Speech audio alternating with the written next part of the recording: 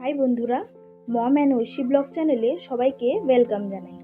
আশা করি তোমরা সবাই খুব ভালো আছো। ঘরের তৈরি করা আটা রুটি কিন্তু বাচ্চাদের জন্য বেশ একটি স্বাস্থ্যকর খাবার। এর মধ্যে থাকে কার্বোহাইড্রেট, যা বাচ্চাদের শক্তির যোগান দেয় এবং ওজন বাড়াতেও সাহায্য করে। আটার তৈরি রুটিতে থাকে ফাইবার, যা বাচ্চাদের পেট পরিষ্কার করতে সাহায্য করে। আজকে তোমাদের সাথে শেয়ার করব এই রুটির রেসিপিটি। কিভাবে রুটি খাওয়ালে বাচ্চাদের গ্যাস হবে না। তুমি রোজ রুটিটা খাওয়াবে, কিন্তু তাও বাচ্চাদের কোনো গ্যাসের প্রবলেম হবে না। ভিডিওটা দেখতে থাকো এবং ভিডিও শেষে তোমাদের সাথে শেয়ার করব কিছু গুরুত্বপূর্ণ টিপস। আমার ভিডিওটা যদি ভালো লেগে থাকে তাহলে মম অ্যান্ড ঐশী ব্লগ চ্যানেলটিকে সাবস্ক্রাইব করে আমার পাশে থেকো। দেখে নিচ্ছি প্রথম রেসিপি। এখানে আমি গরম জল নিয়ে নিয়েছি। গরম জলের মধ্যে রুটিটাকে ছোট ছোট টুকরো করে ভালো করে ভিজিয়ে নেব। এখানে আমি গরম জলটা ব্যবহার করেছি তার কারণ ডাইরেক্ট রুটিটা দুধের মধ্যে না দিয়ে আমরা যদি গরম জলে রুটিটাকে দিয়ে রাখি, তাহলে রুটির গায়ে যে সমস্ত গুঁড়োগুলো লেগে থাকে ওগুলো গরম জলের সাথে ধুয়ে বেরিয়ে যাবে। তাহলে আমাদের বেবিদের গ্যাসের প্রবলেমটা হবে না। দেখো, রুটিটা 10 মিনিট ধরে আমি ভিজিয়ে রেখেছিলাম। তারপর রুটিটাকে গরম জল থেকে তুলে ভালো করে ছেঁকে বাটিতে তুলে নেব। তারপর রুটিটাকে ভালো করে ম্যাশ করে নেব। তোমাদের বেবি যদি ছোট হয় তোমরা এটা মিক্সিতে পেস্ট করেও নিতে পারো। আমার বেবি যেহেতু একটু বড় হয়ে গেছে, তাই জন্য এখানে আমি কাঁটা চামচ দিয়ে রুটিটাকে ভালো করে ম্যাশ করে নেব।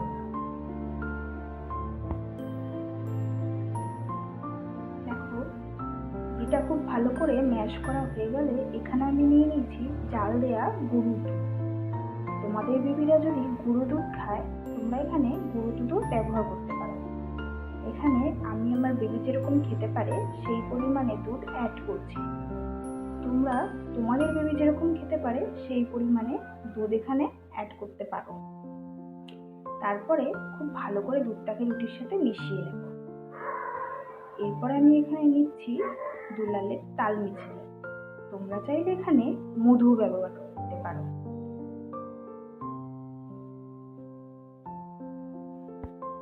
দেখো, রেডি হয়ে গেল আমাদের পুষ্টিকর দুধ রুটির রেসিপি। আবারও আমি রুটিটাকে গরম জলে ভালো করে ধুয়ে 10 মিনিট ঢাকা দিয়ে রেখে নরম করে নিয়েছি। তারপর এটাকে খুব ভালো করে ম্যাশ করে নিলাম। এখানে আমি ব্যবহার করছি পাতলা করে রান্না করা মুসুর ডাল।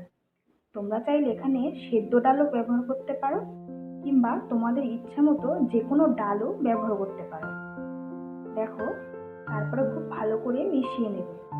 তৈরি হয়ে গেল আমাদের দ্বিতীয় রেসিপি।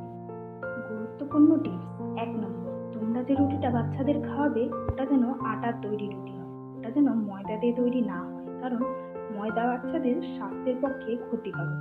2 নম্বর, বাচ্চার বয়স যখন 9 মাস কমপ্লিট হয়ে 10 মাসে পড়বে তখন তোমরা সকালের খাবারে কিংবা রাতের খাবারে রুটিটা খাওয়াতে পারো, আর একটু জলটা বেশি করে খাওয়াবে। 3 নম্বর টিপস, যদি দেখো বাচ্চাদের পেট খারাপ কিংবা পাতলা পটি হয়েছে, সেক্ষেত্রে তোমরা রুটিটাকে স্কিপ করে দিও, তার বদলে ভাত, ডাল, আলু সেদ্ধ, সবজি এইসব খাওয়াতে পারো। এরকম নিত্য নতুন রেসিপি পেতে আমার চ্যানেলটাকে সাবস্ক্রাইব করে আমার পাশে থেকো।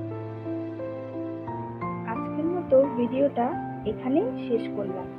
টাটা।